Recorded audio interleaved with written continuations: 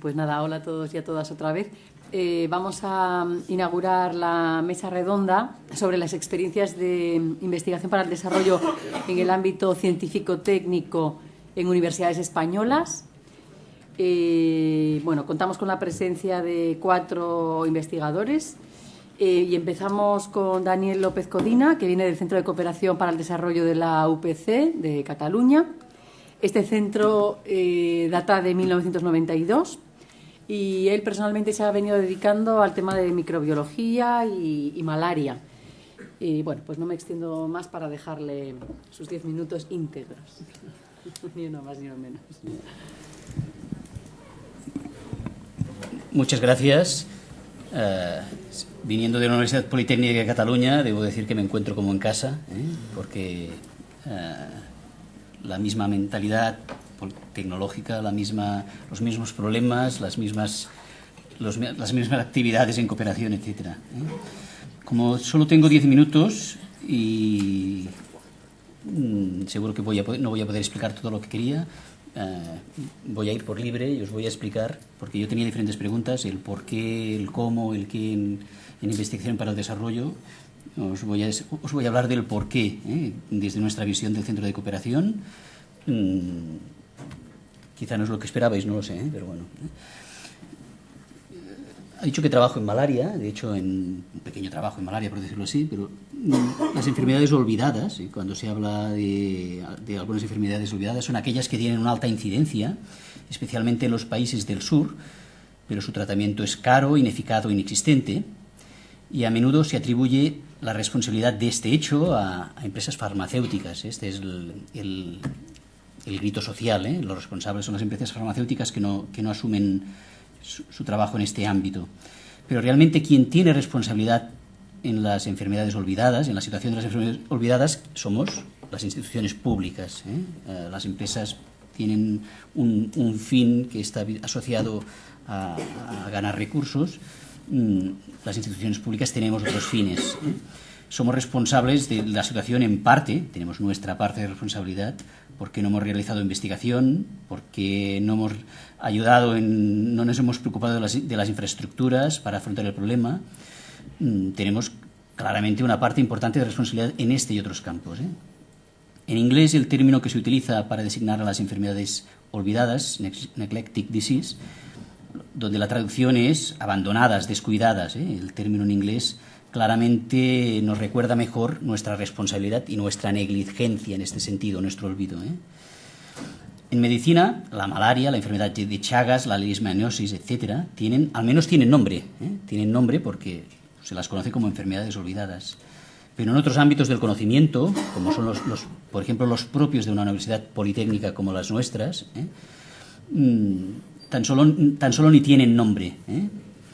Por ejemplo, según la FAO, en 2009 tenemos unos 1.020 millones de personas que padecen hambre.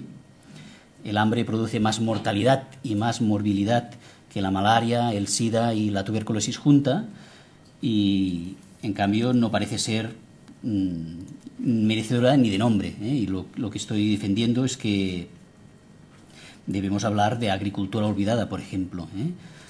Y muchas son las causas de que existe hambre, muchas del ámbito social y económico, pero también hay unas que son tecnológicas. La baja productividad de los pequeños productores es una de las causas, evidentemente. Y no ha habido investigación, o hay poca, o no hay suficiente, en agricultura enfocada a los pequeños productores en entornos tropicales y climas semiáridos. Por tanto, introducir, y os lo pido que nos ayudéis en este sentido a introducir el término de agricultura olvidada o otros términos en este sentido tecnológico, yo creo que es necesario para que socialmente se vea la importancia de investigar y de hacer transferencia de tecnología en estos ámbitos.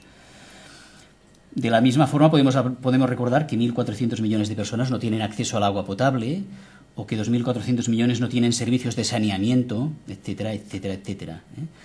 Resolver estos problemas no es tan solo una cuestión económica, indiscutiblemente, sino que requieren, por una parte, de investigación, por otra parte, de creación de infraestructuras. El trabajo de investigación básica y aplicada son imprescindibles en este sentido. Y para investigar también es necesario los estudios de máster, es necesaria la formación de personas que puedan incorporarse a la investigación. Por tanto, la investigación y la formación para el desarrollo son imprescindibles. En general, creo que deberíamos introducir el término de tecnologías olvidadas, porque de hecho describe claramente que hay unos ámbitos de conocimiento en la ciencia y la tecnología que están descuidados y que estamos incumpliendo negligencia, Conjuntamente, de hecho, más negligencia que en las enfermedades olvidadas,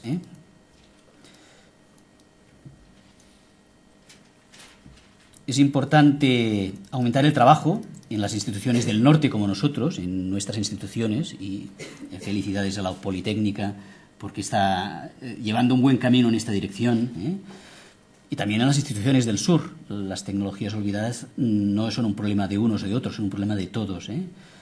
Al mismo tiempo es importante que este análisis crezca socialmente, la importancia de este análisis crezca socialmente, socialmente se reconozca la necesidad de este trabajo. De forma parecida como existe un conocimiento general de que es necesario recursos para las enfermedades olvidadas. Algunas enfermedades como la malaria, algunos ya no las clasifican como olvidadas porque hay muchos recursos para la investigación, a pesar de que en infraestructuras aún hay muchísimo por hacer. Trabajar para crear conocimiento y para difundir este conocimiento, para hacer frente a las tecnologías olvidadas, es una obligación de las instituciones públicas, es una obligación de nosotros, de las universidades. Tenemos la responsabilidad, las universidades y los centros de investigación, de ser motores del progreso. Si miramos nuestros estatutos, en todas las universidades veremos que explícita o implícitamente está escrito así, o en la ley de universidades está así. Debemos estar por delante de la sociedad y por ello la investigación para el desarrollo y la investigación del desarrollo, la tecnología para el desarrollo o la tecnología olvidada deben ser objetivos prioritarios de nuestras instituciones. Cuando se me acabe el tiempo me avisas, Sí. Porque... Lamentablemente esta no es nuestra realidad hoy. Existen un número importante de personas y grupos que trabajamos en estos ámbitos, en la Politécnica de Cataluña y en la Politécnica de Madrid y en muchas otras universidades. Pero si miramos nuestra envergadura de trabajo frente a otros campos del conocimiento o otros enfoques, pues vemos que seguimos siendo bastante anecdóticos. Los grupos potentes de investigación trabajan en otras direcciones, no todos, pero muchos grupos de investigación trabajan en otras direcciones. Y por tanto el principal reto para la investigación y para nuestras instituciones debe ser crecer en envergadura, conseguir más números de investigadores, más estudiantes, más doctorandos, conseguir que más grupos de investigación, especialmente los que están consolidados y son sólidos y pueden hacerlo, giren su mirada hacia el sur y dediquen parte de su capacidad de investigación a problemas concretos y particulares de las tecnologías olvidadas. Si los grupos de investigación consolidados giran su mirada hacia el sur, seguro que van a hacer una aportación importante y de interés. Y indiscutiblemente, independiente de esta responsabilidad, existe otra razón por la cual debemos hacer trabajo de investigación en tecnología para el desarrollo, que es simplemente que es una cuestión de ética y de justicia. Por tanto, a pesar de que es una obviedad, no debemos perder esta perspectiva. ¿Qué es tecnología para el desarrollo? Realmente, cuando pretendes definir las cosas es cuando es difícil de hacer. Y por tanto, como tenemos mentalidad de científicos y tecnólogos, a veces salimos por la tangente y nos ahorramos las definiciones y vamos a las cuestiones prácticas. Una primera aproximación para definir o para pensar qué es tecnología para el desarrollo es pensar que es tecnología que ayude a hacer progresar los objetivos del milenio, y trabajar contra el hambre y la pobreza o trabajar para la salud, evidentemente, como ejemplos claros, son tecnología para el desarrollo. En tecnología para el desarrollo, a nivel de investigación, yo creo que hay dos perspectivas, que las dos debemos tenerlas presentes. Una que la tenemos más clara y que es más atractiva, que es la investigación para crear nuevas tecnologías, para mejorar la productividad del cereal en Mauritania, como hace un grupo de investigación en mi escuela. Es investigación para el desarrollo, es francamente atractivo e interesante. Debe ser un ámbito a empujar, pero hay otra parte también importante, que es la investigación del desarrollo, que en ciencia y tecnología también tiene interés. En este caso sería, en el fondo, conocer la realidad para poderla explicar, para que otros grupos, otros agentes que yo creo que no debe ser la universidad, puedan hacer acción política, puedan hacer presión para cambiar las situaciones. Si la gestión del agua en un determinado país no es correcta y formalmente el país o las organizaciones internacionales están afirmando que sí que es correcta, y se puede hacer un estudio demostrando las debilidades y los errores, poder dar publicidad, poder dar difusión al trabajo universitario de investigación en estos ámbitos. Esto es estudio del desarrollo, es muy importante para poder favorecer procesos de desarrollo en colaboración con otros agentes. ¿Cómo hacer investigación para el desarrollo? Pues la verdad es que no hace falta inventar nada, porque la investigación forma parte de nuestro quehacer diario en la universidad. Lo único que debemos hacer es trabajar como investigadores también en tecnología para el desarrollo. Nuestro saber qué hacer en investigación lo debemos aplicar también a problemas concretos que afecten al desarrollo. Eso quiere decir que hay que trabajar en grupos de investigación, que debemos tener doctorandos, que debemos tener proyectos de investigación, que debemos tener competitividad, que tiene su parte positiva y su parte negativa, claramente, que debemos tener normalidad universitaria, como bien decimos en los entornos de cooperación universitaria y el desarrollo, que debemos aspirar a jugar en la primera división de la universidad. Los que empujamos para que la tecnología para el desarrollo avance realmente, debemos ser ambiciosos y debemos aspirar a que la tecnología para el desarrollo se pueda colocar al lado de la nanotecnología o de la biotecnología o de la supercomputación, porque realmente el tema se lo merece y porque de hecho hay grupos muy potentes y con capacidad de hacerlo. Por tanto, es una cuestión de perder la vergüenza en este sentido.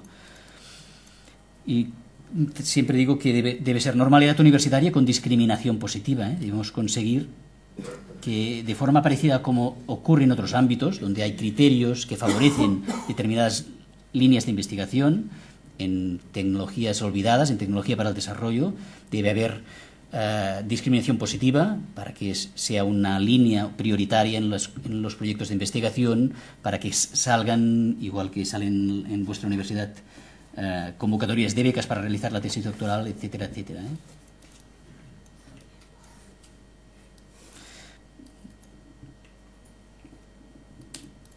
Y para acabar, simplemente decir que de forma igual que hacemos el cómo en investigación en otros ámbitos se trabaja con empresas, se firman convenios con empresas, etcétera, etcétera. Exactamente debemos hacer en tecnología para el desarrollo. El sector de la cooperación debe trabajar con nosotros, entendiendo las ONGs y las instituciones gubernamentales deben entender qué papel, qué rol juega la universidad. Debemos trabajar con ellos con normalidad y también con las empresas que hoy en día están trabajando en cooperación, que cada vez son más también en nuestro entorno. Bueno, muchas luego gracias. Si hay debate ya hablaremos más. Muchas gracias.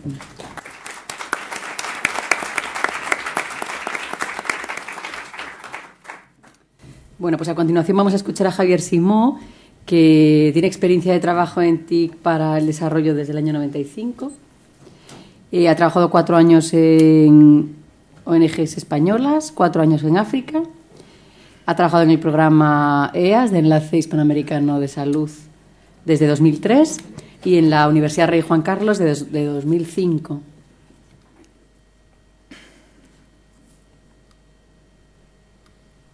Bien.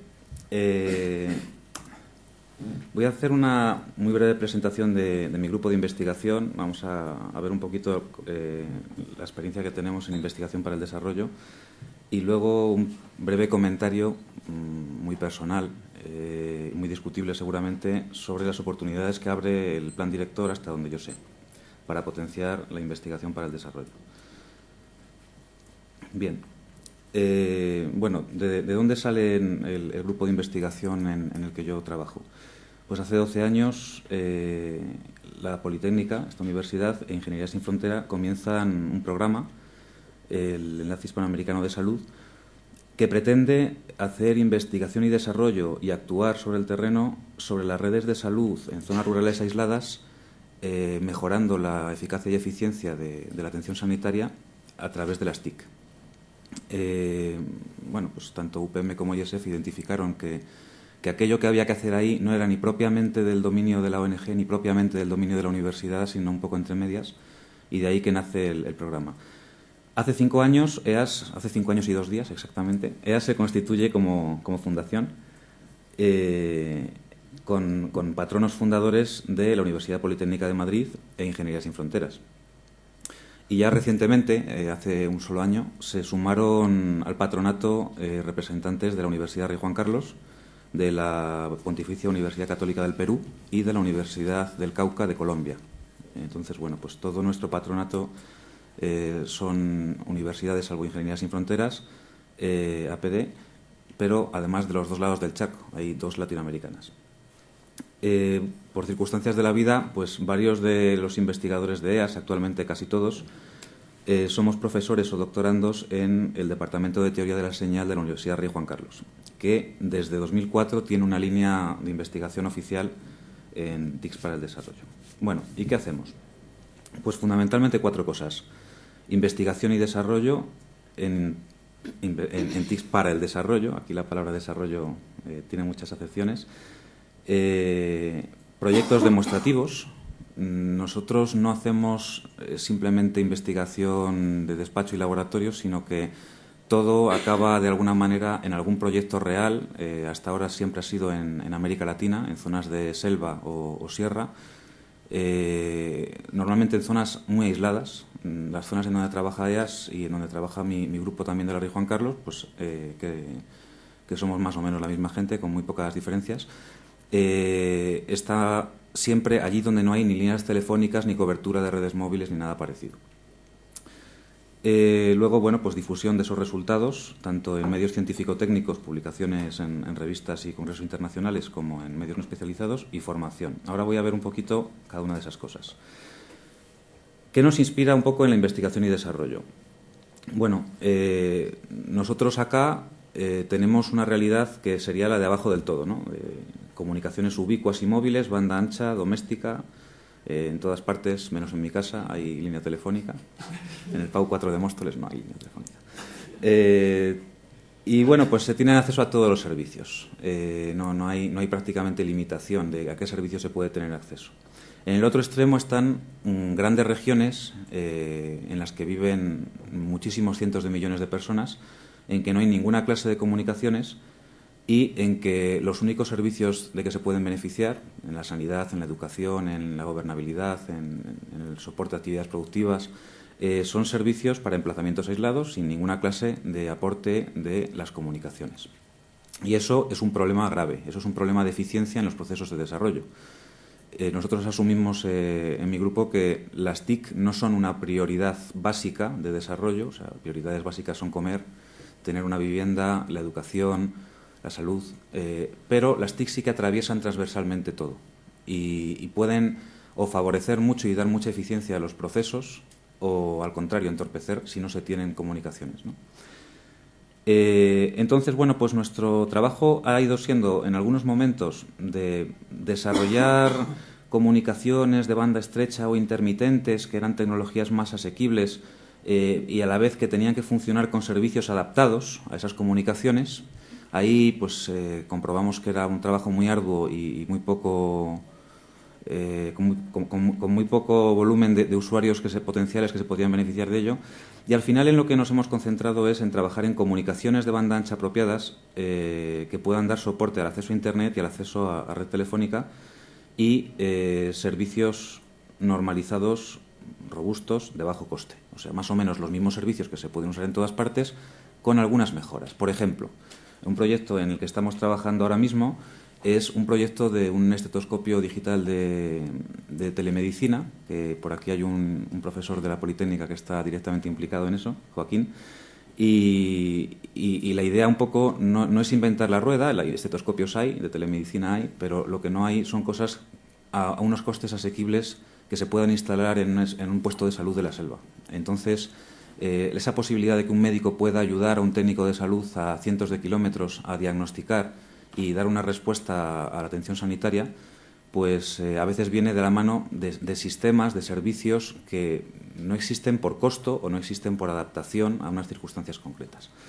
Entonces, ahí trabajamos un poco en servicios y, por el otro lado, pues en comunicaciones, en ver cómo se puede llegar comunicaciones robustas, de bajo costo y de alta calidad a esos sitios en donde no llegan. Y si no llegan es por una razón, porque los operadores de comunicaciones no les trae cuenta desplegar infraestructuras en zonas en donde la población es dispersa y pobre. Luego, bueno, pues cómo solucionar ese problema, ¿no? Cómo proponer tecnologías que den solución ahí donde hasta ahora no la tenían. Luego, lo que decía antes, hacemos proyectos demostrativos. Las cosas que investigamos las probamos sobre el terreno en proyectos reales, ¿no? A los que vamos dando seguimiento y apoyo. Por ejemplo, pues, últimamente se ha tratado sobre todo de redes de banda ancha inalámbricas basadas en wifi modificado, tanto en selva como en sierra. También en el pasado hemos trabajado en otras tecnologías. Ahí hay unas fotos desde una torre de 92 metros ahí en la selva amazónica, que da mucho miedo subirse. Aquí, por ejemplo, en el laboratorio de nuestros colegas de la Católica, pues cómo están probando el sistema de telefonía sobre la red que se va a instalar. En este caso era la red del Cuzco, también en Perú. Y esta sería un poco una imagen para hacerse una idea del gráfico de la red del río Napo, que es la última que desplegamos en América Latina. Cubre desde la ciudad de Iquitos, en la selva peruana, hasta la frontera con Ecuador, 515 kilómetros de puestos de salud remotos que no tienen ninguna clase de enfermeros ni médicos, la mayor parte de ellos, y gracias a la red pueden tener el apoyo y la coordinación con el Centro de Salud de Santa Clotilde y con el Hospital de Iquitos. Tenía un vídeo, pero lo voy a tener que poner por separado, es un poco así, pero es lo que tiene cambiar de formato. ¿Cuánto dura el vídeo? 2 minutos, pero lo puedo quitar si quieres. No, 2 minutos. Vamos, simplemente era para ver un poquito allá pues los técnicos trabajando. Ya me has agobiado, no sé si pasarlo más de casi que podemos ir más por adelante aquí. Están aquí trabajando en la caja y desde ahí se ve pues todo el lugar, ¿no? Pues son miles de kilómetros en todas las direcciones sin ninguna clase de comunicaciones y en donde vive gente, ¿no? Entonces, aquí el reto en concreto es para los puestos de salud, pero es extensible a cualquier otro área de los proyectos de desarrollo. Aquí estaban intentando encajar en dirección del río hacia Santa Clotilde, que es el puesto siguiente a 60 kilómetros, pero no se ve ópticamente. Y bueno, aquí estamos utilizando wifi adaptado y eso pues hace que esto se pueda aplicar a bajo costo, entre comillas lo de bajo costo, y que sea sostenible. Bien.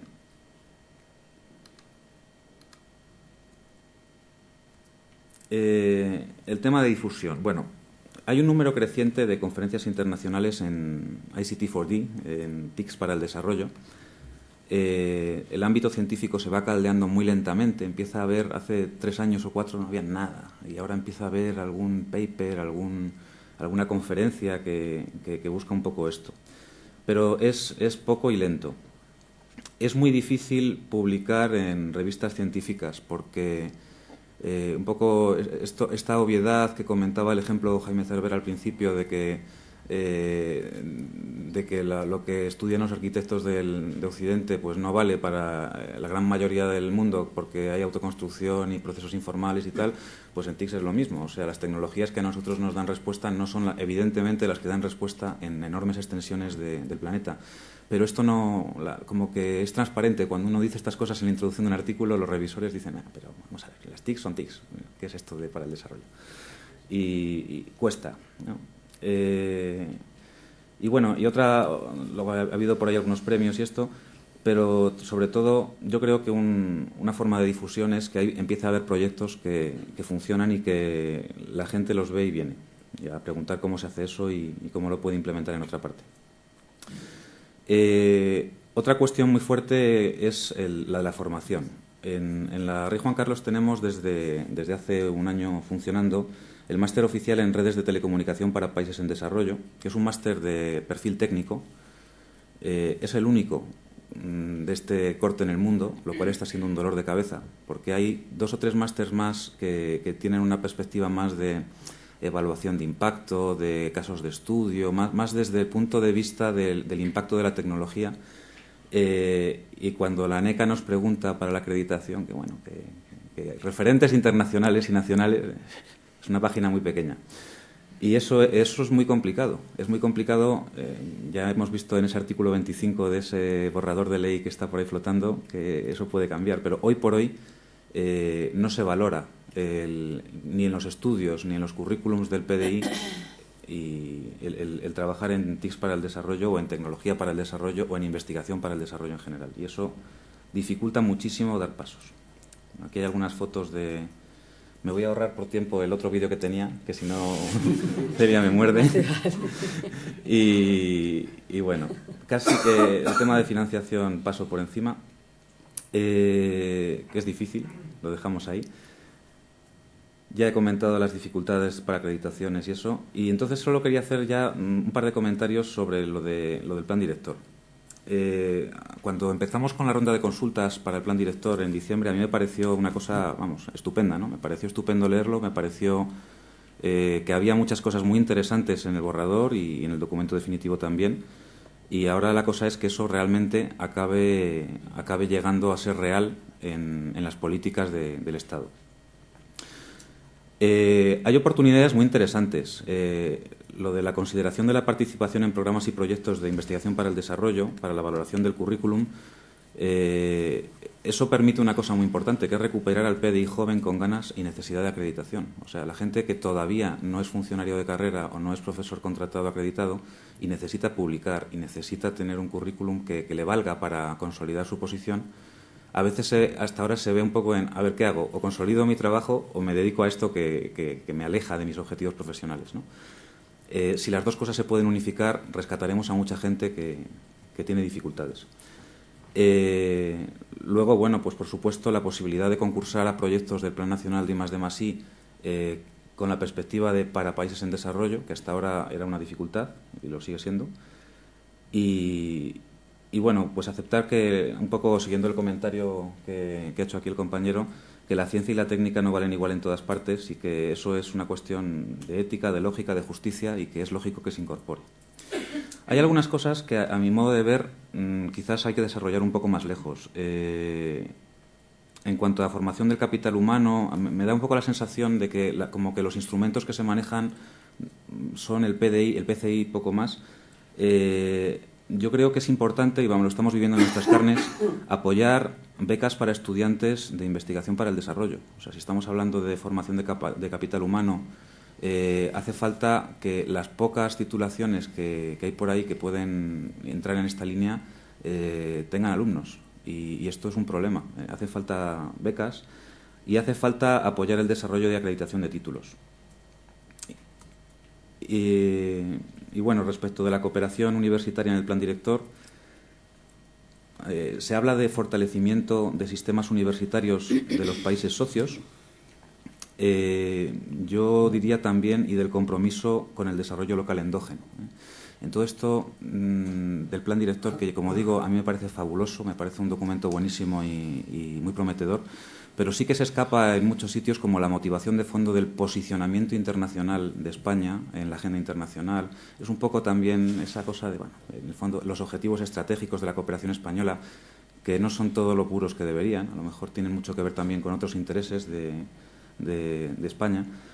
Y al final el objetivo tiene que ser el desarrollo, y el desarrollo local, y no solo el nuestro, el de las universidades con las que trabajamos. Eso es difícil. La investigación sobre los procesos de desarrollo y cooperación es esencial, y la universidad es un agente muy peculiar porque es el más libre. Antes hablaba Eduardo Sánchez pues de la proporción de financiación pública-privada en las ONGs representadas en la coordinadora. Hay una gran dependencia de las organizaciones no gubernamentales para subsistir alineándose a los objetivos que se les marcan. La alineación es buena, es una de las políticas buenas y que se quieren fomentar y tal, pero también la libertad es muy buena. Y sobre todo en los estudios para el desarrollo, los estudios sobre desarrollo, es enormemente importante ser libres para decir lo que haya que decir, le cueste a quien le cueste oírlo. Educación para el desarrollo, formación, investigación y sensibilización, eso es fundamental en la universidad. Y yo diría no solo para los interesados, no solo para la gente que quiere hacer cosas para el desarrollo.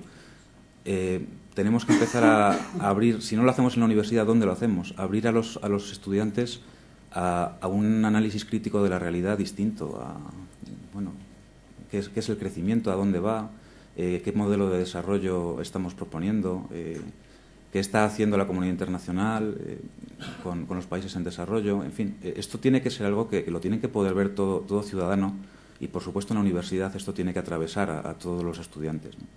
Yo creo que hay que ser más agresivos en esto. Es la última frase. Transferencia y la transferencia de tecnología adaptada a las condiciones locales e investigación aplicada a proyectos críticos para el desarrollo, a problemas críticos para el desarrollo. Pues que es estupendo, pero que recordemos que la investigación para el desarrollo es instrumental. Sirve si hay procesos de desarrollo reales que se consolidan. Y eso tiene que ver con muchas más cosas que... Aquí hablaríamos de coherencia de políticas, ¿no? Tiene que ver con muchas más cosas que ni son tecnología ni son investigación para el desarrollo. Perdón si me he estirado más de la cuenta. Pues sí. Gracias.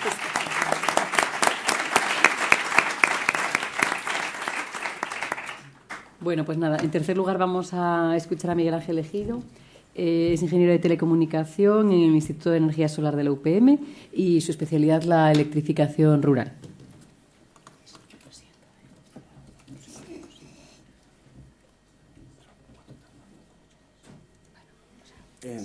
Hola, buenos días. La idea es darles una panorámica necesariamente rápida de cuál es la actividad del Instituto de Energía Solar en temas de cooperación. En parte, parece un poco interesante mencionar fechas, porque el Instituto este año ha cumplido su 30 aniversario y desde el año 85 está actuando en proyectos que tienen de algún modo que ver con cooperación, directamente en todo lo que tiene que ver con electrificación rural, con sistemas fotovoltaicos, que implícitamente tiene como potencial mercado las áreas rurales de los países en vías de desarrollo. De algún modo, antes que cooperantes, y esto se va a observar en la presentación, antes que cooperantes, ciertamente somos ingenieros y con una muy escasa formación en la cooperación. Cuando nosotros arrancamos directamente no existía la Agencia Española de Cooperación Internacional. La cooperación estaba en manos de una dirección general, la Dirección General de Cooperación Técnica Internacional, dependiente del Ministerio de Asuntos Exteriores, y con un enfoque muy pragmático, muy relacionado, como verán en el rápido listado de proyectos. Hablar de 24 años de proyectos en 10 minutos es una imposible, pero proyectos muy dictados por este hecho. Nuestra visión, de algún modo siempre hay que posicionarse. Consideramos que la electricidad, el acceso a la electricidad es un derecho. Esto está recogido prácticamente desde el año 2000, hasta el año 2002 no se ha recogido en la cumbre de Johannesburgo. Que el modelo de electrificación actual está francamente limitado. En los países en vías de desarrollo, sobre todo en las zonas rurales, es imposible extender más las redes eléctricas. Acceder a una ciudad como Iquitos, en la que todavía el único acceso que hay es vía fluvial o vía avión con una red eléctrica, es por hoy impensable. Consideramos que la tecnología renovable, y concretamente la solar, es una solución sostenible, y que la calidad, que es uno de nuestros objetivos básicos, está fuertemente ligada a los aspectos locales, no solo en aspectos socioeconómicos, sino también en lo que tiene que ver con tecnologías adaptables o robustas para estos entornos. El concepto de pobreza, que lo hemos manejado varias veces a lo largo de la reunión de hoy, yo utilizo una definición que creo que es de José Luis San Pedro, como negación de oportunidades y alternativas vitales para el desarrollo humano. Tiene el aspecto más usual para todos, que es el meramente economicista, pero también en lo que tiene que ver con acceso a la salud y formación, forma parte de este paquete de la pobreza. Los aspectos sociales, en cuanto a la posibilidad de toma de decisiones en las acciones de la comarca o del Estado, también es otra forma de pobreza. Es decir, por ejemplo, cosas como estar en el censo y poder votar, aunque sea vía TICs, vía informática, desde un poblado del Amazonas, tiene una enorme importancia y forma parte de este escenario de la pobreza, y también los aspectos energéticos. De tal modo que nuestro objetivo es, en el sentido más amplio, apoyar el desarrollo de la tecnología fotovoltaica para la electrificación rural y no excluyente de otras tecnologías renovables, sino básicamente porque es la que conocemos y nuestra contribución neta puede ser en este entorno. Listado de actividades. Me he centrado nada más que en nombres y en países y en años. Muchas de estas acciones tienen que ver con situaciones específicas de las relaciones externas españolas. Por ejemplo, intervenimos en Senegal a consecuencia de un tratado de pesca. Entonces, como complementariedad, se les ofrece un proyecto de electrificación rural en una aldea. La cantidad de dinero es fija. Este es un hándicap con el que tenemos constantemente que bregar. No se hacen los proyectos y luego se pide la financiación acorde, sino que siempre es a la inversa. ¿Qué dinero tengo? Y a ver con esto qué es lo que puedo hacer. Intervinimos en Cabo Verde. Todos los proyectos, no he hecho ningún detalle porque todos son de electrificación rural con sistemas fotovoltaicos. En Cabo Verde en ese momento estaba recibiendo a siete etarras en la isla de Mindelo. Entonces, el Ministerio de Asuntos Exteriores paga con un proyecto de cooperación para el desarrollo. Mauritania, Bolivia, Argelia, son casos cada vez diferentes, un poco, pero bueno, digamos que comparten todos ellos fondos limitados y esto muchas veces tiene un enorme peso cara al éxito del proyecto.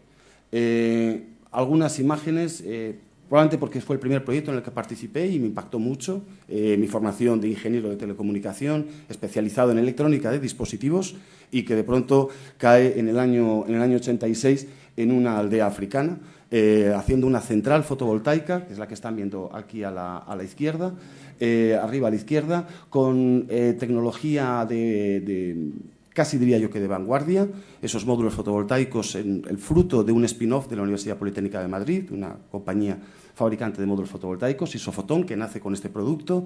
Todo lo que tiene que ver con acondicionamiento de potencia hay que diseñarlo expresamente para esa instalación, en asociación con la Escuela de Industriales, con una empresa gallega dedicada a electrónica de potencia. Esto volverá a aparecer otra vez, es decir, la robustez de estos equipos fue extraordinariamente endeble. Aprendimos bastantes cosas. Aprendimos, por ejemplo, que había que trabajar con grupos multidisciplinares. No es posible otro enfoque. Y de algún modo tuve la suerte de estar trabajando también con una antropóloga de la Universidad Complutense de Madrid del Departamento de Sociología Rural, ¿no? La antropóloga es la que tiene la libreta, por si alguien tiene alguna duda. Bueno, a la derecha, pues casi porque es una foto histórica y porque si no reconocen al personaje, al blanquito, soy yo, hace 21 años atrás. Me puse a propósito encima del tronco porque son senegaleses y son todos altísimos y acomplejaba mucho el aparecer de este modo. Algunos proyectos, este es bastante más actual por el interés que tiene y porque liga electrificación rural, que tiene, digamos, una función o una utilización horizontal, liga la electrificación con sistemas fotovoltaicos con las TICs. Este es un proyecto financiado por la Universidad Politécnica de Madrid, que consistió en alimentar un telecentro y un centro de radiodifusión en una aldea que está a día y medio del último sitio al que se puede llegar en un vehículo convencional, en un coche. A partir de ahí ya es barca y tal, día y medio. Y también me gusta la fotografía porque ustedes ven el chaparrón que está cayendo en ese momento, el poco sol que hace. La Amazonía es bastante oscura en contra de lo que uno puede pensar, una vez más desde la visión del norte, de que están en un permanente verano. No es tan cierto. No hay mucha radiación solar y aparecen muchos aspectos que sería demasiado prolijo comentar, que tienen que ver con la investigación, incluso con la tecnología apropiada, porque la decisión de utilizar, casi ustedes no ven los módulos fotovoltaicos por la posición de la fotografía, son estas líneas blancas, son los bordes de los módulos fotovoltaicos. Los propios usuarios tomaron la decisión de hacer un sistema de seguimiento manual, porque este sitio está en latitud 0 grados, entonces lo mejor para optimizar es hacer un seguimiento manual a lo largo del día, estacional, porque era estacional para aprovechar la radiación solar. Hemos trabajado en Bolivia, en un proyecto que tuvo bastante éxito en el altiplano boliviano de electrificación rural. Hemos trabajado esta es una aldea en Senegal, donde la demanda vino de los propios usuarios. Pretendían, y la acción principal fue lo que están viendo ahí, iluminación pública, pretendían un cinturón, no querían iluminación en las calles, sino alrededor del pueblo, porque está muy próximo al parque natural más importante de Senegal, el Niokolo-Koba, y entonces en la época de la hambruna, en la época de la sequía, salen los leones y se le comen el ganado. Entonces querían un cinturón de protección, ¿no? Hemos hecho, complementariamente con esta actividad de proyectos, aparece la consultoría en el sentido más amplio, identificación de proyectos en África Central e Iberoamérica, y solo hablo de identificación porque montones de ellos nunca llegaron a verse reflejados. Un objetivo que llevamos manteniendo desde el año 97, que es la calidad. Se dice que la tecnología fotovoltaica ya es madura, es cierto, hay multitud de componentes de buena calidad, pero el hecho es que 1/3 de las instalaciones que están puestas en campo no funcionan y tienen 2 años, 3 años, 4 años de antigüedad. Entonces, parece que hay aspectos todavía que resolver respecto a la calidad. Formación en la Universidad de Lima, en este caso, para desarrollar laboratorios de certificación de componentes.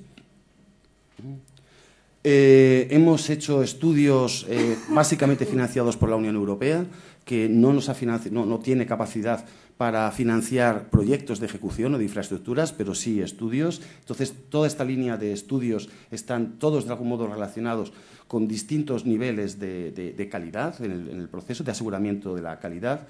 Ahí están viendo toma de datos en campo para verificar el funcionamiento de una instalación en la provincia de Esmeraldas, en el Ecuador, y abajo en las islas de los Suros, un proyecto en el que lo que hicimos fue, un proyecto de 4.600 instalaciones, lo que hicimos fue proveer de los procedimientos para control de calidad en todas las fases del proyecto. Distintos estudios que hemos publicado sobre el particular. Bueno, nuestra financiación ya la he comentado, la Unión Europea. Financiación nacional, la Agencia Española de Cooperación Internacional, muy poquito, verdaderamente no demasiado. El programa CITED, que es un programa muy interesante, a quienes no lo conozcan les incito, es un programa que lo único que hace es un programa destinado a Latinoamérica, y lo único que financia son viajes y talleres y cursos, nada más. Aparentemente esto es muy poca financiación, pero la realidad es que desde el año 98 que estamos participando en distintas redes financiadas por el programa CITED, han aparecido de forma colateral proyectos con nuestros socios latinoamericanos, básicamente. Ya, acabando. Lecciones aprendidas, lecciones que hemos ido aprendiendo. Una muy específica que tiene que ver con la electricidad y otras un poquito más genéricas. Todavía la electricidad no se considera un servicio básico. Algunos países, como Brasil, que ha sido el primero, seguido por Perú, han legislado sobre el derecho a la electricidad y están proveyendo fondos para esto, pero no es la idea generalizada. Hay que, esto que es una perogrullada, y en el término de la cooperación todo el mundo lo sabe, pero solo cuando constatas el hecho te das cuenta de que es una necesidad. Evitar la traslación directa de nuestros modelos a los proyectos de cooperación. Lo que están viendo ahí es una antigua lámpara compacta, ahora ya han cambiado un poquito de forma, está implementada en el primer proyecto en el año 87, y lo que observan, sus ojos no les engañan, está pintada de negro, una lámpara pintada de negro, ¿no? ¿Por qué? Las lámparas que instalábamos en ese momento eran lámparas de 18 vatios para chozas que tienen 4 metros cuadrados, tenían demasiada luz, eran incómodas, eran molestas para los usuarios y las pintaban de negro o las metían en botes no transparentes, etc. La necesidad de un enfoque multidisciplinar, una vez más, es una obviedad, ya ha salido bastantes veces. Vuelvo a insistir en que la dimensión del proyecto a veces condiciona el éxito. Si uno pretende la sostenibilidad de un proyecto de electrificación rural y tiene que centrarse en una aldea totalmente aislada y hacer 100 instalaciones, el mantenimiento de eso va a ser completamente imposible. Eso durará lo que duren las máquinas iniciales. Pasado ese tiempo, más arqueología del siglo XX o del siglo XXI que estamos dejando. Los aspectos socioeconómicos, otra perogrullada, determinantes para la sostenibilidad. Los financiadores nos están exigiendo cada vez más el desarrollo de actividades productivas y en gran medida está relacionado con lo primero. La electricidad como tal, como servicio, no se considera un servicio básico. Entonces los proyectos tienen que estar muy focalizados. y los enormes riesgos asociados a introducir innovaciones tecnológicas en los países en vías de desarrollo. Es decir, ir a experimentar a los países en vías de desarrollo tiene una posibilidad de fracaso. Fueron nuestros comienzos, el poner un equipo inversor único, pues tiene unas posibilidades de fracaso completas. En un aspecto quizás muy restringido para el ámbito tan global de la reunión pero sí me gustaría llevarlo un poco como a mi terreno. A los usuarios de las instalaciones fotovoltaicas les damos un peso totalmente extraordinario, ¿no? En todos los diagramas aparecen cosas de esta naturaleza. El usuario es el encargado de la operación y el mantenimiento, las tasas de fallos en las instalaciones dependen de él, hay que capacitarles, quién es el propietario de las instalaciones, que no es un tema para nada baladí, quién tiene que implementar los mecanismos de gestión. En una reunión reciente en Ecuador, un usuario, líder de una organización comunitaria, se autoinculpaba de que el 20% de sus instalaciones fotovoltaicas habían fallado. Es decir, hasta él se lo había creído, que la responsabilidad era suya, cuando la responsabilidad es de una tecnología inapropiada. De algún modo, yo siempre le veo como una especie de San Sebastián al que todos los pinchos le llegan al usuario, ¿no? En la búsqueda de la calidad parece que esta situación debería de modificarse. Pues nada, muchas gracias por su atención.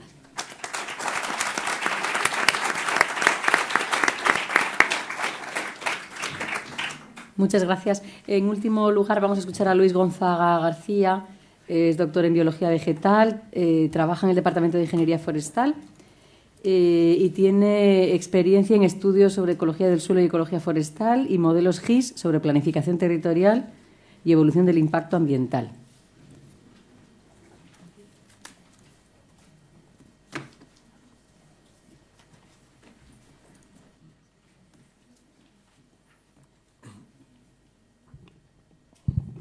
Bueno, sobre este título de carácter ambiguo y amplio, queremos sintetizar una serie de trabajos de investigación que en su momento fueron trabajos de investigación informal. Prácticamente podríamos decir que fue investigación en la clandestinidad, como ahora intentaré explicaros. Y en ese sentido estoy muy gratamente sorprendido con estas jornadas, ¿no? En estos proyectos colaboramos personas de diversos centros del Consejo y de varias universidades, y la presentación lo que quiero plantear es poner en valor actividades investigadoras casi clandestinas porque estaban asociadas a proyectos estrictamente de cooperación y de formación. Y luego estas cuestiones que intentaré poner en valor las asociaré a la documentación que me han pasado sobre el plan director de la cooperación, este documento estratégico, para finalmente plantear algunas ideas o propuestas en relación con la actividad investigadora de los universitarios en conexión con la cooperación. Para ello voy a abordar 3 puntos. El primero lo voy a minimizar por problemas del tiempo. En el primero voy a intentar describir un poco lo que serían los proyectos que desde el año 2001 participé en 3 de cooperación, insisto, técnica y dirigida a la formación. Igual que fue clandestina la actividad investigadora en proyectos que no tenían prevista la investigación como tal, también era clandestino extraer recursos de proyectos propiamente de investigación para derivarlos a proyectos de cooperación. Pero bueno, el caso es que ahora afortunadamente me reconcilio en estas jornadas al ver que la investigación se incorpora a la cooperación. Bueno, también agradecer a la ECI, en su momento al GATE de aquí de la Universidad Politécnica, el apoyo que nos dio en el desarrollo de estos proyectos.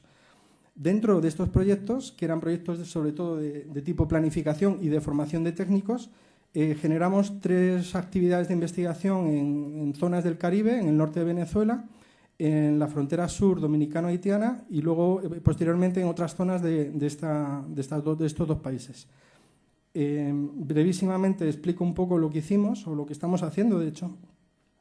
En el caso de Venezuela, a finales del 99 hubo unas inundaciones tremendas y bueno, de la Comunidad de Madrid surgieron ideas y proyectos para apoyar estas zonas arrasadas por las inundaciones. Inicialmente nos embarcamos, yo estaba en el IMIA, actual IMIDRA, nos embarcamos en un proyecto técnico de hacer modelos de planificación territorial a partir de información que también había sido financiada y que por problemas que no viene al caso explicar, nos encontramos que teníamos que desarrollar modelos de planificación para hacer luego cursos de formación y no teníamos absolutamente nada de información de partida, por un montón de historias. Entonces, las opciones eran renunciar al proyecto, que era lo que nos invitaban las personas responsables, o intentar nosotros generar con una actividad investigadora y un sobreesfuerzo importante información primaria de carácter significativo para luego generar modelos que ya eran distintos a los que sabíamos hacer, porque eran modelos de planificación basados en poca información.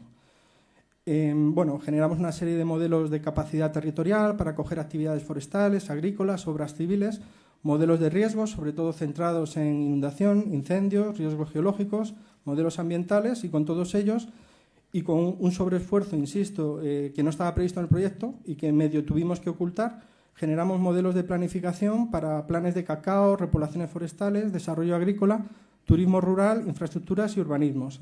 Todo esto se desarrolló en los años 2001-2002. El objetivo, y sobre esta idea quiero insistir mucho, no era que nosotros íbamos a hacer la planificación territorial a ellos, sino que ellos, a partir de esta experiencia común con técnicos del estado de Miranda, del norte de Venezuela, generábamos luego cursos de formación de personal técnico. La segunda línea de estudios, también utilizábamos una dinámica de proyectos de cooperación y formación, pero como había una tesis doctoral de un querido amigo mío, un investigador haitiano, nos embarcamos en algunos trabajos de investigación aprovechando de modo clandestino los proyectos que os comento, ¿no? En su tesis doctoral colaboré activamente en capítulos sobre planificación agrícola, basado en estudios de suelo y demás, para desarrollar café y algunos cultivos de carácter de supervivencia, de judías y algunos otros. Elaboramos una estrategia para muestreos, elaboramos una red de suelos muy limitada, porque teníamos la capacidad que teníamos para generar estos modelos, que era poco tiempo y poco dinero y pocos suelos, ¿no? Y trampeando con la estadística, con modelos de estadística geoespacial y con simulaciones de estadísticas de índices de fertilidad que no podíamos generar, generamos una serie de modelos de planificación para el café y estos cultivos, y nos llevamos la sorpresa, gracias a esta actividad investigadora, que en realidad la zona estaba absolutamente envenenada, y no lo sabíamos nadie, y mucho menos ellos, de metales pesados, pero no de origen humano, no por actividades mineras, sino de origen natural, de origen geológico. Eso pues, puso en valor y nos hizo cambiar rápidamente las estrategias, alertar a los responsables políticos, y todavía hoy en día seguimos esa línea de trabajo, la estamos desarrollando como podemos, para intentar hacer la trazabilidad de todos estos metales pesados en la alimentación, en los cultivos de la zona. Y el tercer grupo, mi tercera experiencia en este tipo de actividades investigadoras, tiene que ver en estos trabajos en Dominicana y Haití. Localizamos, casi por casualidad, una serie de ecosistemas de alto valor natural, tanto que son parques nacionales o tienen figuras protegidas, algunos de ellos que son bosques de nieblas. Son bosques que no corresponden a la latitud, son más parecidos a bosques ecuatoriales que a bosques tropicales, y que viven debajo de nieblas permanentes, de nubes. Entonces, en esos bosques son zonas muy pobres, casi el único recurso, aparte de la madera, es el café, y el problema es que el café, que es un cultivo de sombra compatible con la cubierta arbórea, allí lo talan, porque como hay nubes, no hay problema con la insolación. Entonces, ¿qué sucede? Que esos bosques se degradan rápidamente y se compromete, por supuesto, los parques nacionales y las zonas de alto valor natural, pero al final también se compromete la supervivencia de estas zonas agroforestales. Nuestra estrategia no es venir a hacer el discurso ecologista, ¿no? Frente a una agresión en una zona extremadamente pobre. No podemos argumentar que la sostenibilidad es la conservación, el manejo, bla, bla, bla, bla. Lo que intentamos plantear es, estudiando suelos, que lo tenemos en marcha, está abierta toda esta línea, encontrar argumentos para que no taléis estos bosques porque perdéis fertilidad en los suelos, argumentarlo a los políticos y a los técnicos. Bien, estas son lo más breve que he podido, mis tres experiencias en temas propiamente de investigación. Ahora quiero poner en valor, a partir de estas experiencias concretas, sin mayores aventuras teóricas, inconvenientes y ventajas que yo he descubierto en estas dinámicas. Inconvenientes relacionados al esfuerzo investigador, ventajas relacionadas tanto a la eficacia de los proyectos de cooperación como el efecto multiplicador de la investigación en los proyectos de cooperación. ¿A qué me refiero? En relación al esfuerzo, brevísimamente, he podido constatar como experiencia propia que llegar a un nivel de calidad en el trabajo investigador en estos tipos de proyectos es muchísimo más complicado que en mis actividades de investigación normal aquí en España, ¿no? Eso se traduce de un modo objetivo que para conseguir que los trabajos sean creíbles para mí, en primer lugar, la forma de medirlo es ver si esos trabajos luego entran en artículos con índice de impacto. Bueno, pues conseguir un artículo en una revista con índice de impacto en este tipo de actividades investigadoras, os aseguro que cuesta muchísimo más que cuando son trabajos normales, que también cuesta. Dicho esto, este esfuerzo investigador no tanto lo explico por dificultades técnicas que son obvias, la distancia, la complejidad para conseguir las muestras, para pensar, sino la dificultad que supone entrar en sistemas completamente diferentes a los que conocemos, que te hace generar hipótesis nuevas, te hace romperte la cabeza para intentar entender algo.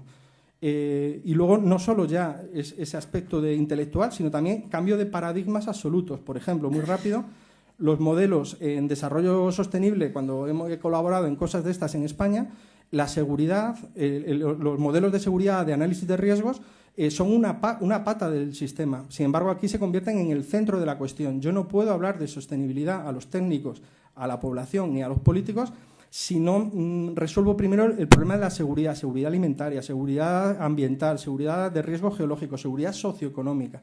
Eso lleva pues, a un debate de fondo que nos obliga a cambiar completamente nuestra forma de trabajar. Concluyendo esta parte, para poder investigar en desarrollo hace falta más recursos y no aprovecho para pedir más dinero. No ese es el problema para mí gordo. El problema grande es que hacen falta más recursos, pero sobre todo hace falta más tiempo y eso es muy complicado. Estamos acostumbrados a proyectos de 1 a 3 años y aquí hacen falta proyectos de 5 años. O sea, es muy difícil investigar en términos comparados en este tipo de plataformas. Las ventajas de incorporar la investigación a estos proyectos, que mejoramos la eficacia, es decir, mejoramos el diagnóstico, aquí descubrimos cosas que no sabíamos sobre metales pesados en suelo, mejoramos las soluciones que preveíamos y, lo más importante, al introducir la investigación creamos dinámicas que aportan soluciones nuevas, ni siquiera previstas. En este caso proponíamos sustituir actividades forestales por actividades agrarias ante el hecho innegable de la contaminación de metales pesados, ¿no? Respecto al efecto multiplicador, mi experiencia ha sido que cuando cuentas un proyecto de investigación en el que has tenido que hacer de modo formal o informal actividad investigadora, la entrada para los técnicos y sobre todo para los políticos es tremendamente, o sea, consigues muchísima más atención a gente que ya está acostumbrada a los proyectos de cooperación, tanto los técnicos como los políticos. Esto fue un curso de un mes que impartí en Caracas a partir de todo este proyecto. Este señor era el director general de ordenación del Estado de Miranda y fue mi mejor alumno. Yo estaba absolutamente perplejo. Era un arquitecto y, sin embargo, insisto, con esta dinámica de la investigación, el tío lo enganchamos. El tío era una sombra, de hecho era hasta un problema. En Dominicana y Haití nos pasó lo mismo. El abrir dinámicas investigadoras hizo que técnicos que están muy acostumbrados a la cooperación cobraban un interés muy superior. Y ni os digo los políticos. Estos son unos seminarios con ministros y directores generales que están muy habituados a los proyectos de cooperación y, sin embargo, los enganchaban mucho más al aportar cosas nuevas, información nueva. Bien, con esto llego al tercer punto, que sería, a partir de todas estas experiencias, que son pues el pequeño camino que he hecho en esta cuestión, acercarme al plan director de cooperación que me han proporcionado, ¿no? En ese sentido, totalmente respaldo, apoyo y veo clarísimo que la incorporación de la investigación para el desarrollo es fundamental en cooperación, de forma que trabajos informales y clandestinos pasan a ser claramente explícitos, ¿no? Respecto al propio plan director, las líneas de acción medidas y los resultados esperados, comentar un par de ellos que me han llamado la atención. Curiosamente, el tema de los artículos de impacto no hay que entenderlo, si esto es muy delicado, como un campo nuevo para los investigadores para que ya consigamos nuevos artículos en revistas de impacto, que es nuestra moneda de cambio ahora para que nos den un sexenio, una plaza, una oposición. No es eso, sino que tiene que ser investigación de calidad que yo me crea, y en ese sentido las revistas de impacto abofetadas te obligan a que los trabajos sean razonablemente dignos, que sea una investigación de calidad porque tiene una aplicación inmediata. Cuando yo hago publicaciones de mi ecología del suelo con temas de trufa, no se los lee nadie. Sin embargo, si yo hago un trabajo que tiene derivadas en proyectos reales de cooperación, es muy importante que ese trabajo de investigación tenga calidad. El sitio donde yo me mido la calidad de mi trabajo son estas revistas. Y el plan prevé que haya un incremento del 50% en artículos de impacto en temas no especializados de cooperación, pero relacionados, y un 100% en artículos especializados en desarrollo en revistas de impacto, yo me quedo perplejo. Es evidente, a partir de lo que os comentaba, que para conseguir esos incrementos tiene que haber claramente muchos más recursos proporcional, me refiero, en los proyectos de investigación de este tipo y sobre todo más tiempo. Tienen que ser proyectos más largos, esa es mi opinión. Ya cerrando el tema, el documento habla sobre la especialización en cooperación y la creación de redes, de organismos, redes dedicados a los estudios de desarrollo. En principio de acuerdo, pero con matices que luego intentaré aclarar. Habla de un incentivo curricular explícito, me parece bien. Evidentemente, si uno tiene que hacer la opción de investigar en algo que te da mucho menos rendimiento, aparte de que hay una cuestión que a uno le puede llenar a título personal, de que me gusta la cooperación, pero no somos Quijotes y necesitamos optimizar nuestros recursos, nuestros tiempos. Entonces, que haya un incentivo curricular puede ayudar a que mucha gente que querríamos dedicar más energía a la investigación para el desarrollo no podemos por nuestra carrera profesional, y estos incentivos puede, digamos, compensar ese hecho, ¿no? Luego, incluso habla de un área de conocimiento de estudios sobre desarrollo, y aquí llega un tema delicado que con él prácticamente cierro, que es que yo tengo serias dudas sobre la creación de un área de conocimiento, hasta donde yo pueda opinar sobre el tema, a nivel académico. Tengo serias dudas del planteamiento de un área de conocimiento sobre el desarrollo en sí. No quiero entrar en la discusión académica, porque no es el caso, pero sí quiero entrar en un matiz que tiene que ver con estas jornadas. ¿Por qué tengo ese miedo a esos centros de investigación de desarrollo o mucho más a un área de conocimiento? ¿Por qué? Porque yo claramente he hecho experiencia, y aparte desde los años 70 hay montones de ejemplos, de que la cooperación, que el desarrollo, los protagonistas tienen que ser los actores de estos países. Si nosotros empezamos a ser especialistas, áreas de conocimiento, centros especializados al desarrollo, podemos volver a caer en repetida, por enésima vez además, históricamente, en intentar nosotros hacerles a ellos el desarrollo. Yo claramente he visto que el desarrollo lo tienen que hacer ellos. Es verdad que puede haber es necesario, de hecho es muy bueno un trabajo en equipo, es decir, mi experiencia es que nosotros podemos sacar lo mejor que ellos tienen y ellos no lo saben. O sea, nuestro apoyo a nivel de investigador y de formación permite que ellos saquen lo mejor que tienen, pero tienen que ser ellos los que hagan el desarrollo, aparte de la credibilidad. Yo he hecho experiencia que si llegan dos españolitos a zonas y encima a tomar medidas impopulares, como decir no podéis talar para poner café, no nos hacen ni caso a los españolitos que vienen de España, ya sabemos a lo que vienen. Si van ellos solos tampoco se lo creen porque, bueno, pues uno también desconfía de lo conocido. Y al final el equipo mixto, cuando yo he ido con técnicos de ellos y hemos aparentado un trabajo en equipo, ha sido demoledor la penetración de los proyectos a nivel administrativo, a nivel de político y a nivel también de las personas del territorio. En ese sentido, ya para terminar, lo que más me ha llamado la atención de esta propuesta del plan son las tesis doctorales. En el plan se habla de duplicar las tesis doctorales relacionadas y las tesis doctorales propiamente de desarrollo. Eso es lo que más me gusta. O sea, yo creo que es fundamental el potenciar doctores y técnicos de allí, que vengan aquí a hacer el doctorado, en eso le podemos ayudar y, por supuesto, reivindico que las tesis doctorales que hagan, que es una tentación, incluido mi amigo, es una tentación bajar el nivel de las tesis doctorales de estas personas porque están haciendo un sobreesfuerzo enorme, porque no es como los que están aquí 4 años de becarios, etcétera.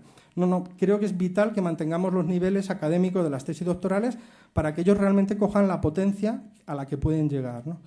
Y creo que con esto ya he terminado. Bueno, muchas gracias.